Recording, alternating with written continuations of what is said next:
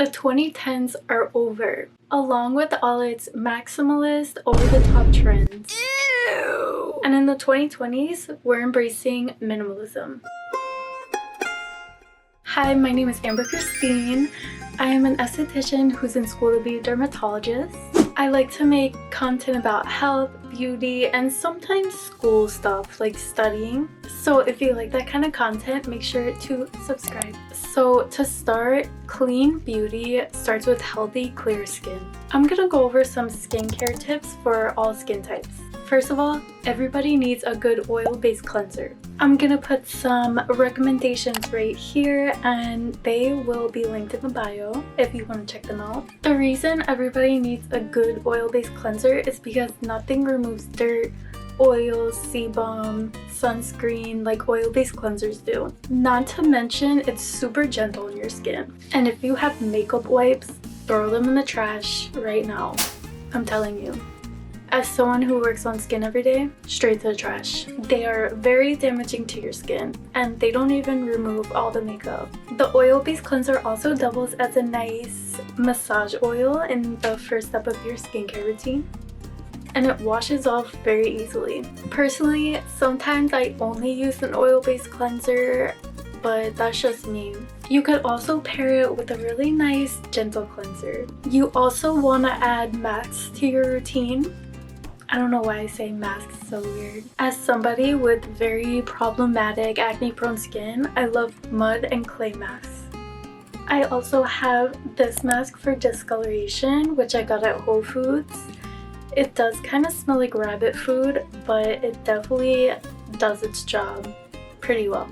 So I think it's worth it. And a good thing about powder masks is that they take longer for bacteria to grow in them, so they do last a little longer. When it comes to exfoliation, do not use those little hand exfoliators on your face, and do not use rags on your face. You want to use chemical or enzyme exfoliators. And if you have dry or mature skin, physical exfoliators can also be good for your skin, but you don't want to use them too often. Over exfoliating, whether it's too harsh or too often, can make you develop milia. It could also break you out because you're drying out your skin, you're weakening your skin barrier, you'll lose collagen. A really good trick that I learned from a dermatologist is to take a chemical exfoliator or enzyme exfoliator cleanser and use it as a mask.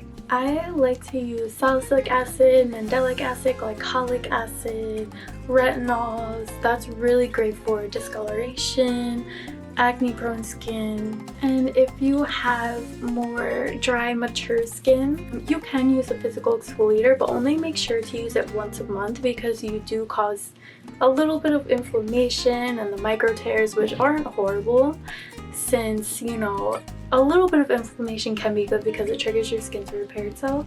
But if you overdo it, then you're going to be damaging your skin. Lactic acid, glycolic acid, retinols, those are all good for dry or mature skin. And for sensitive skin, enzyme exfoliators like papaya is really good. Salicylic acid is very gentle. Lactic acid is also very gentle. I know if you have rosacea, salicylic acid is a great exfoliator. And also remember that your skin builds a tolerance. So you want to start off exfoliating slowly, just slowly introduce it into your routine.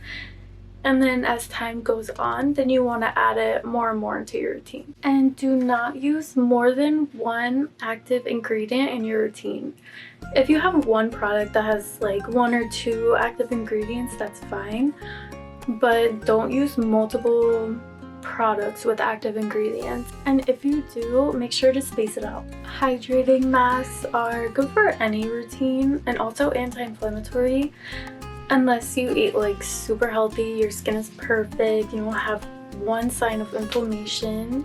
For the most part, everybody can benefit from a hydrating face mask. What it really does is it softens your skin and it makes it look glowy. And when it comes to choosing a moisturizer, make sure that the moisturizer complements your skin. Because if you have oily skin, then you don't want to use something that's too heavy for your skin or any type of skin.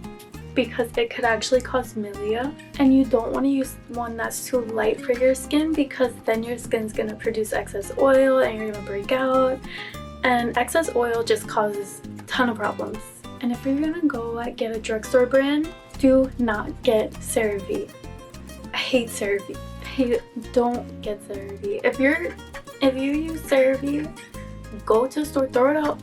Go to the store and get Cetaphil because it's a better alternative. It's not the best, but it's not horrible like CeraVe is.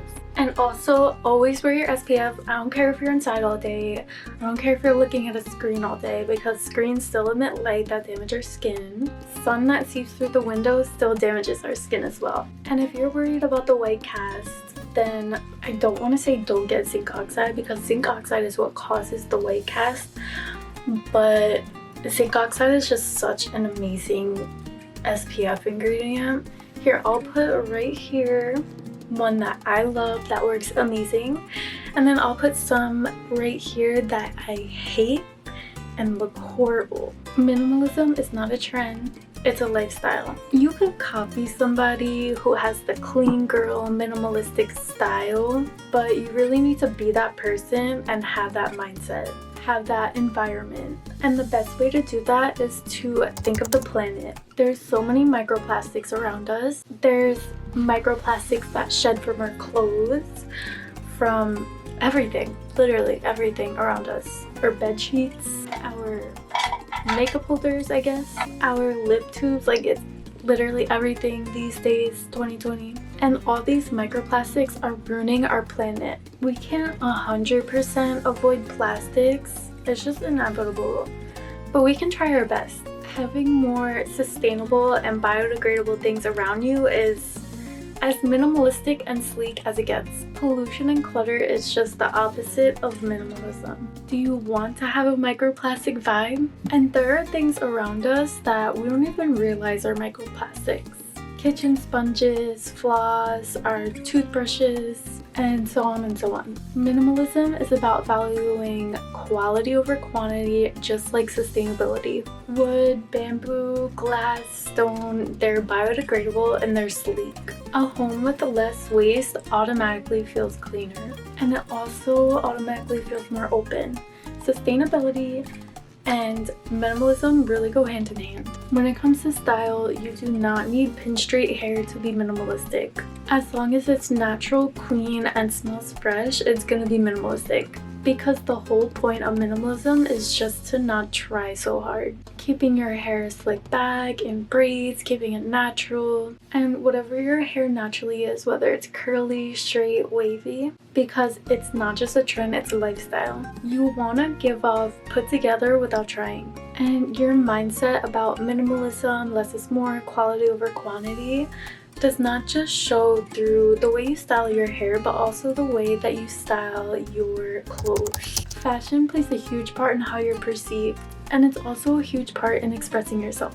Less is more with every aspect of your life if you want to embrace minimalism. The first thing is to find a color palette that works for you. Once you find a color palette that matches your undertones, you want to make sure all the clothes in your closet are cohesive and never polyester. And you don't have to throw out all the clothes that don't go with your current color palette, but you do want to make sure to stick to it for future reference. This also makes it a lot easier to create outfits. Creating an even more, I just threw this on but it looks amazing, sleek look. When you have more clothes that go together, it's almost like your entire closet goes together and you have more outfits.